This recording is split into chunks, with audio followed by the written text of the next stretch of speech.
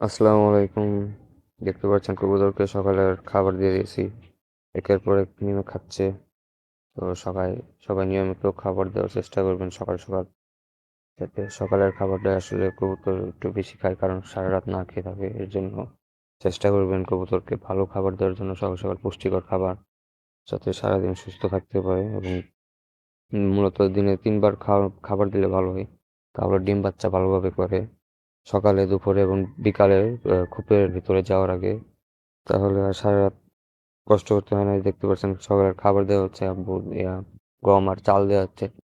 কারণ আজকে বাজারের দিন, আজকে খাবার শর্ট পড়ে গেছে, যা অল্প যা ছিল বাসায় তাই দিয়ে খাবার দিচ্ছি, যাতে কোনো মতন কবুতরগুলো খেতে পারে। এর জন্য খাবার দিয়ে দিলাম। আর এখন কারণ আজকে বাজারের দিন, তো কবুতরের বাচ্চার খুবই খাওয়ান দিতে হবে। দেখতে পাচ্ছেন যে বাচ্চা একটু বড়, প্রায় বড় হয়ে যাচ্ছে। এগুলার খুবই খাওয়ান দিতে হবে, কারণ বাচ্চার খুবই খাবার না দিলে বাচ্চাগুলো বড় হবে না এবং বিক্রি করা যাবে না। এর জন্য সব বাচ্চার খোপে খাবার দিয়ে দিব, যাতে তাড়াতাড়ি করে বড় হয়ে যায়। যে আরেক খোপের ভিতরে বাচ্চা দেখতে পাচ্ছেন, এগুলো একসাথে হয়তো অনেকগুলো যাব, কিন্তু যে এই বাচ্চাটি হয়তো এই সাইজের আরো দুই একটা বাচ্চা আছে, এগুলো আজকে মূলত বাজারে নিয়ে যাওয়া হবে বিক্রি করার জন্য।